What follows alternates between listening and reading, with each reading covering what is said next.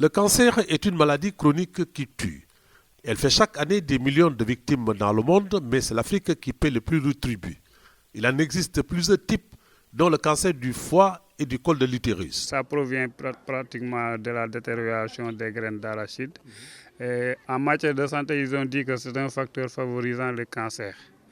Et pour cela, vraiment, au niveau de la structure, nous n'avons pas encore acquis les moyens de détecter vraiment des personnes sur lesquelles le cancer a été une maladie et qui a été causée aussi par l'aflatoxine. Mais par contre, il y a des cas qui sont détectés dans la zone et qui sont référés au niveau supérieur. Certes, les facteurs de transmission sont multiples, mais l'aflatoxine en est un vecteur redoutable dans les pays producteurs ou consommateurs de l'arachide et du maïs. L'éclairage du docteur phytopathologiste. L'aflatoxine va se retrouver au niveau de la chaîne alimentaire. Parce que les vaches laitières qui sont nourries à partir du troupeau qui est hautement contaminé, bien sûr, l'aflatoxine se retrouve dans le lait. Et ça nous revient à nous. Même les autres couches les plus fragiles de la société, en l'occurrence les femmes enceintes et les enfants, l'aflatoxine agit même à partir du fœtus. Et vous voyez donc, il interfère sur la croissance des enfants, sur l'immunité de la personne et aussi maintenant à un certain niveau de contamination ou bien de stockage au niveau du foie. Il détruit complètement le foie parce qu'il interfère avec l'ADN. Et qui dit ADN dit vie humaine. Pour faire face au fléau, des spécialistes et des bonnes volontés se sont constitués en une armée de guerre PACA, partenariat pour lutter contre l'aflatoxine, en Afrique, avec le soutien de plusieurs partenaires stratégiques.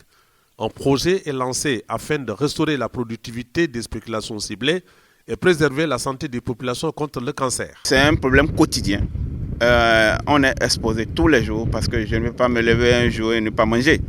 Donc, pour vraiment sensibiliser les gens, je proposerais qu'il faut non seulement une journée, mais également une semaine.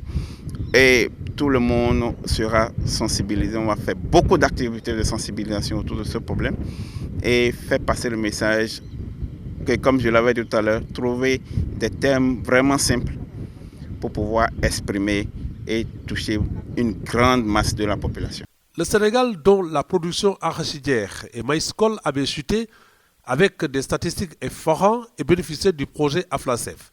Le département de Nioro et de Diourbel ont accueilli les phases test. On a fait le test avec 55 hectares d'arachide. Donc avec les cultures comme la graine de bouche, la GA 119-20 et la 73. On a pris les cycles longs parce qu'on jugeait nécessaire que, vu le retard qu'ils ont mis pour commencer le projet, donc on a jugé nécessaire de faire avec les cultures longues au lieu de la fleur 11. Il vaut mieux voir une fois qu'entendre 100 fois. Voilà ce que les différents partenaires de lutte contre l'aflatoxine ont compris en se rendant à Taofer, Gapar et Missira qui polarisent 16 villages d'expérimentation pour 600 hectares et plus de 300 producteurs.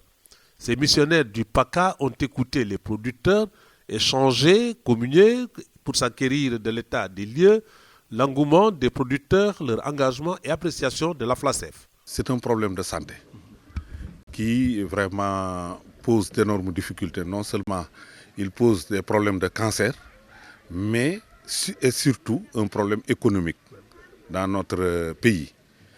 Parce que, si, comme vous le savez, si on ne peut pas exporter nos produits arachidières surtout dans le bassin arachidier que nous sommes, vraiment ça c'est un problème, c'est un grand manque à gagner. Un grand nombre de producteurs dans la communauté rurale sont adhérés dans la coopérative.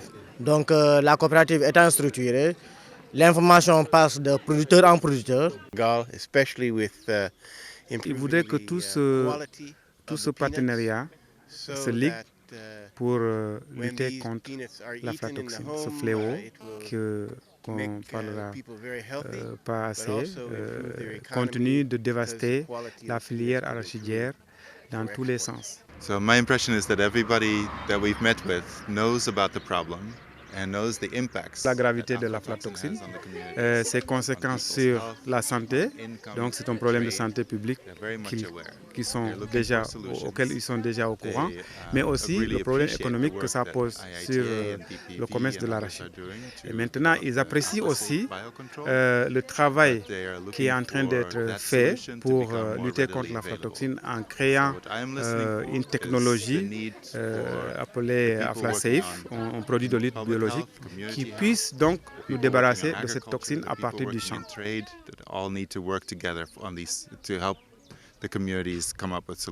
Après les 2 jours de visite dans le bassin arachidier, une grande opportunité de résoudre le problème définitivement. Pourquoi il le dit? Parce que en venant sur le terrain, il a vu que les gens sont organisés. Il a vu une organisation qui puisse permettre aux communautés, à tous les partenaires de pouvoir changer la problématique actuellement.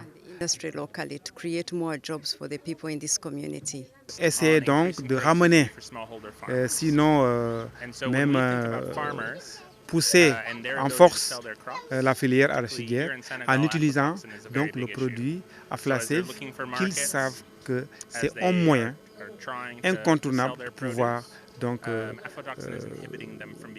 complètement changer la figure que montre la filière arachidière du Sénégal.